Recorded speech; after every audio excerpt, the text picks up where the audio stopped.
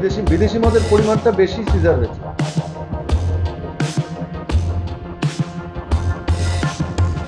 Consumption of such liquor is always fraught with the danger of mass-scale liquor poisoning. গোল্ডেনের কিছু country জাল করে বানাচ্ছে। It may increase and go far beyond 6 crores.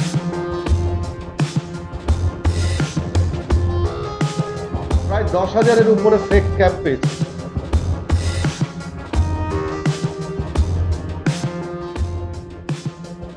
বাড়িতে ঢুকেই অবাক হয়ে গিয়েছিলেন আবকারি দফতরের আধিকারিকেরা।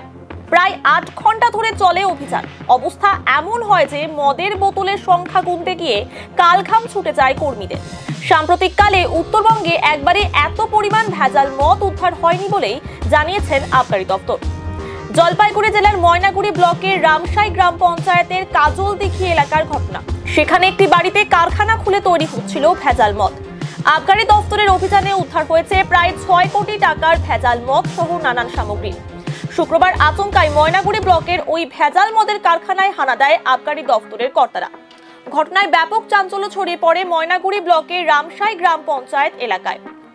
শুক্রবার দুপুর নাগাদ জলপাইগুড়ি সদর আবকারি দফতরের কাছে গোপন সূত্রে ওই ভেজাল মদের কারখানার খবর আসে। খবর পেতেই শুরু হয়ে যায় অভিযান।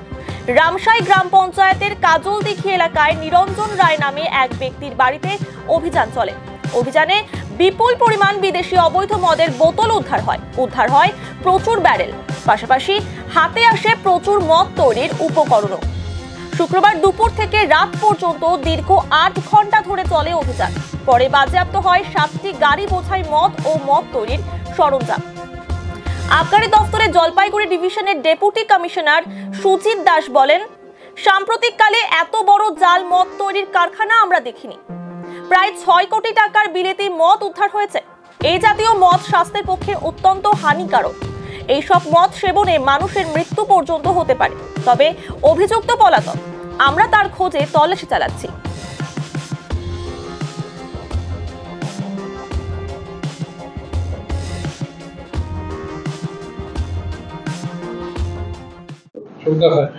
আজকে জলপাইগুড়ি এক্সাইজের টিম আমাদের ওসি ময়নাগুড়ির ইনফরমেশনের ভিত্তিতে এবং এক্সাইজ সুপারিনটেন্ডেন্ট জলপাইগুড়ির সুপারভিশনে একটি রেড করে কাজলদিঘি গ্রামে, যেটা under PS Maynaguri, house of reportedly one Niranjan Roy son of Rudrakanta Roy. Reportedly এই ব্যাপারে আমাদের আরও ইনভেস্টিগেশন জারি রয়েছে।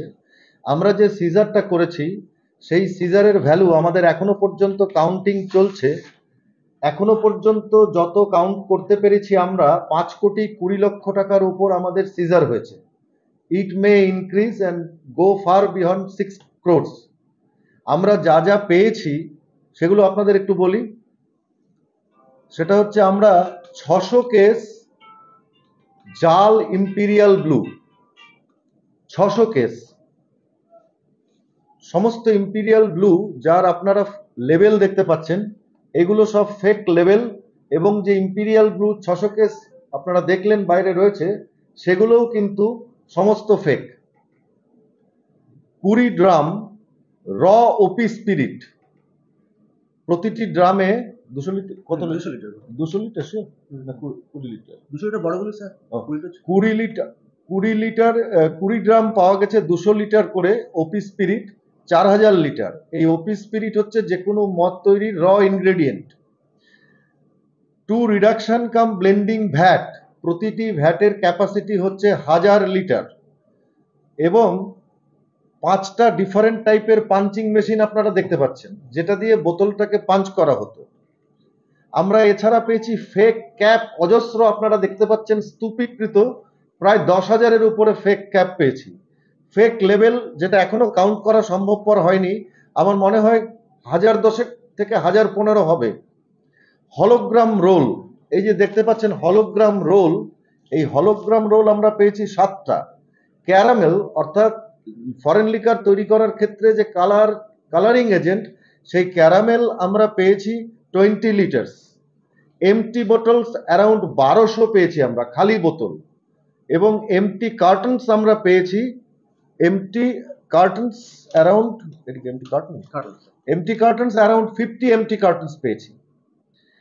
টোটাল যে সিজার হয়েছে সেই সিজারের ভ্যালুয়েশন 5,20,00,000 টাকা। আমরা স্পটে কাউকে পাইনি।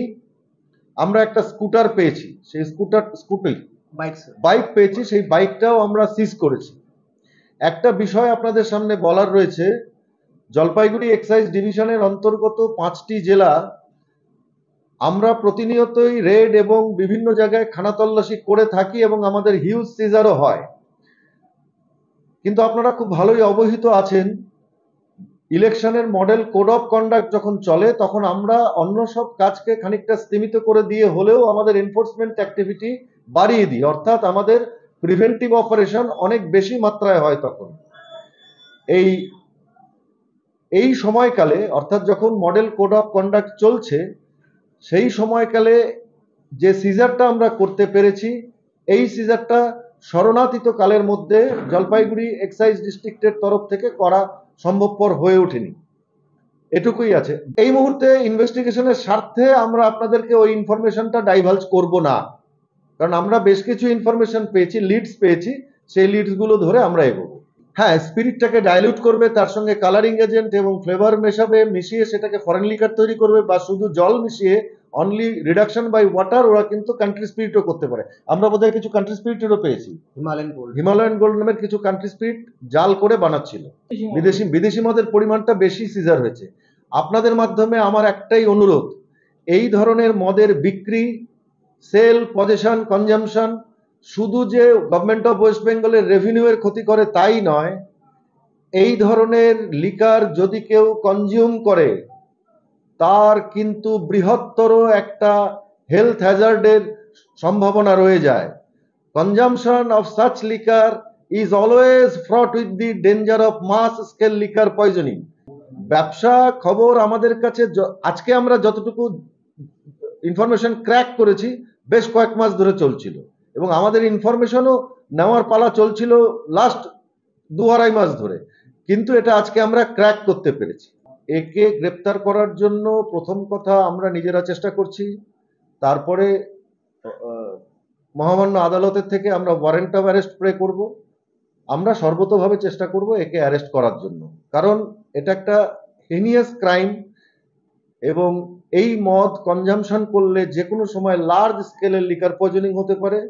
সুতরাং আমরা বলতেই পারি যে public health and in general is at a stake. দেখুন, এই ধরনের মদ যখন ট্রান্সপোর্টেড হয়ে বিভিন্ন গাড়িতে যায় তখন আমরা ধরেছি, জলপাইগুড়ি ডিস্ট্রিক্ট বলুন, কালিম্পং ডিস্ট্রিক্ট বলুন, বা ডিভিশন বলুন, বা দার্জিলিং জেলায় এই ধরনের ছোটখাটো ধরা পড়েছে।